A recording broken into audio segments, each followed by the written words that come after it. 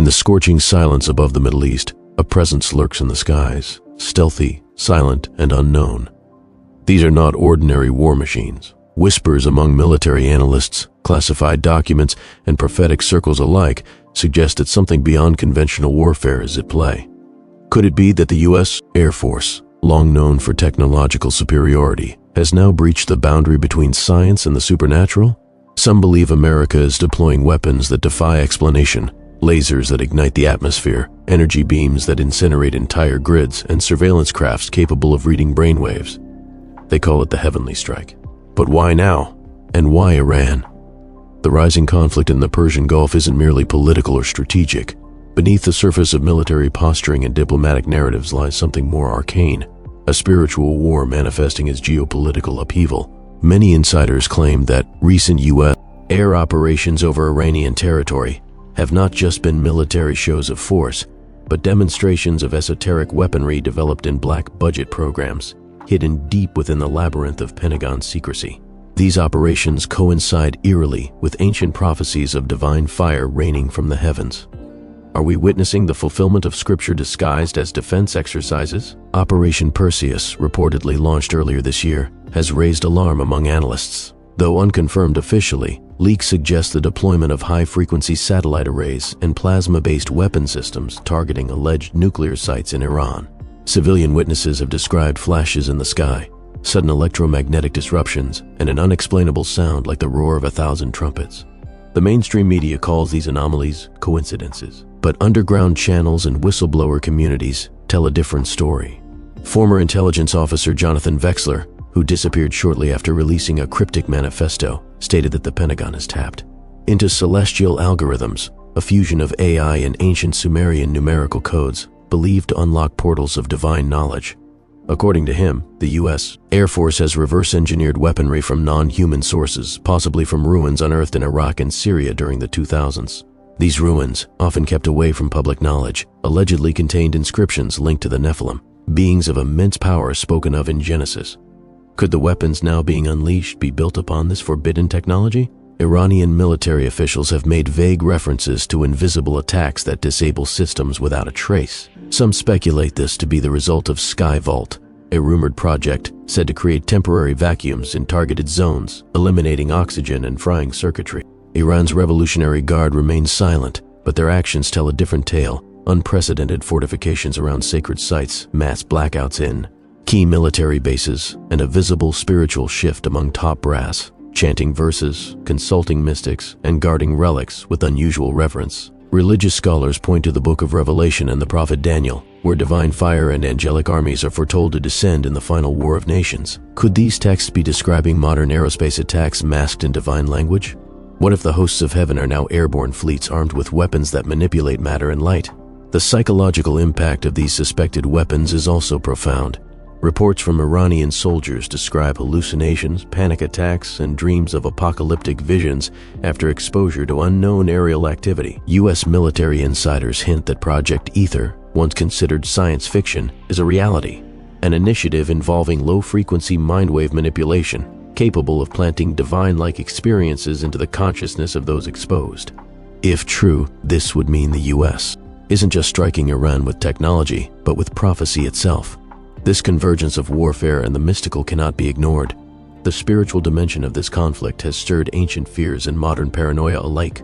Clerics in Qom have warned of a false angelic force descending from the west, while Christian evangelicals in the U.S. see this as the prelude to the Great Heavenly War. Could both be right? And amid all this, one question looms. Are these weapons divine by nature or merely masquerading as such? What if we're witnessing a simulation of divine wrath, orchestrated not by angels but by men pretending to be gods? As the shadows of conflict deepen and the skies above Iran shimmer with unexplained phenomena, the second layer of this unfolding story begins to expose truths more unsettling than any mainstream narrative could admit.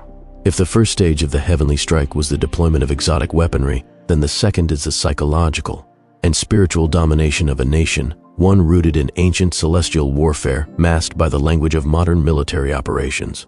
At the core of this phase is a name whispered among military technocrats and prophetic circles alike: Project Dominion. Unlike traditional military campaigns that focus on physical targets, Project Dominion aims to assert control over the very minds and souls of those affected. Declassified fragments obtained from anonymous sources suggest the program integrates quantum-based AI designed to scan and manipulate emotional resonance within entire populations. If true, it would be the first warfare apparatus capable of creating collective despair, false euphoria, or even orchestrated spiritual visions projected directly into the subconscious. Iranian dissidents have reported disturbing cases of entire towns entering states of what they describe as holy confusion. In one instance, in a small village near Shiraz, over 100 residents simultaneously claimed to receive visions of a radiant being urging submission to a new world authority. The government dismissed the event as mass hysteria, but eyewitnesses spoke of blinding lights, a thunderous hum in the sky, and a scent of sulfur. The timeline of the incident aligns exactly with a known flyover of a U.S. RQ-180 stealth aircraft, supposedly unarmed. But was it? Some scholars suggest the deployment of psionic harmonics, a fringe concept until recently, is now part of the U.S. strategic arsenal.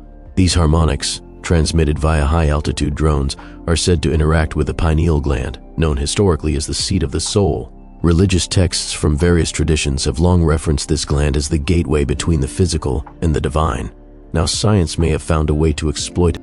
At a deeper level, the presence of ancient sigil-based codes in military planning documents, interlaced with operational maps, suggests a terrifying reality. These operations are not just strategic, they are ritualistic. Former military chaplain turned whistleblower Reverend Marcus Grayson revealed in a suppressed 2023 interview that specific flight paths and bombing coordinates form geometric patterns mirroring ancient celestial diagrams found in Babylonian scrolls. "This is not war," he said. "This is a summoning." The summoning of what? Grayson and others believe the answer lies in the Book of Enoch and the apocryphal tales of Watchers, fallen angels who descended to corrupt mankind. The theory posits that U.S. military elites, in collaboration with secretive theological think tanks within the Vatican, are attempting to reopen the gates once sealed by divine decree. The means? Spiritual trauma combined with technologically enhanced divine mimicry. But this isn't just an Iranian story. Across the globe, in synchronicity with these operations, nations have reported anomalous auroras in skies previously untouched by such phenomena. Peru, Romania, and Mongolia, 3 countries with deep spiritual traditions, have seen mass sightings of celestial apparitions. Could it be that these technologies, first tested in Iran, are part of a broader global conditioning protocol? Back in Iran, spiritual leaders have gone underground. Shrines have been emptied. Holy texts are being removed from the public. There is fear that something unnatural is watching and listening. Reports from military insiders suggest a rise in what they call spectral echoes, ghost-like anomalies caught on thermal imaging near classified zones. These echoes exhibit no biological heat signatures yet appear to mimic human movements. One technician claimed they move like men, but their shadows lag behind. If these stories hold truth, they point to a merging of dimensions, or as some would say, the tearing of the veil. Adding to the enigma, economic shifts have paralleled the spiritual ones. Cryptocurrency networks in Iran have seen spikes in anonymous transactions following every major U.S. aerial event, as if some unseen economy is fueling or benefiting from these interventions. The funding of modern warfare may now include currencies not of this earth, digital tokens tied to AI consciousness grids, or worse, blood contracts traced through blockchain. Some argue this is all fiction, that no such operations exist, that wars are still fought with bombs and men and ideologies. But what if the battlefield has moved beyond flesh and steel into consciousness itself? What if the next war is not just for territory, but for the soul of humanity? The final evidence comes from a cryptic broadcast intercepted by amateur radio enthusiasts just weeks ago. A female voice, speaking in what sounded like a corrupted Aramaic dialect, repeated a phrase that analysts translated as, "The fire that comes is not of men, but men shall serve it." The transmission originated from coordinates in the Alborz Mountains, directly above what satellite maps now show as a newly formed crater, glowing faintly red at night. What then is the heavenly strike truly about? Defense? Power? Or prophecy? Because if the U.S. is indeed wielding divine technology against Iran, then the moral question arises. Who gave them this right? And if these weapons are a replication of heaven's wrath, what happens when the original source returns? And perhaps the most haunting question of all, what if that return has already begun? What are we really witnessing? The rise of an unstoppable military power, or the rehearsal of something ancient, something foretold? In a world where technology mimics miracles and faith becomes weaponized, we must ask ourselves, Are we following the signs or being shown illusions crafted by hands unseen?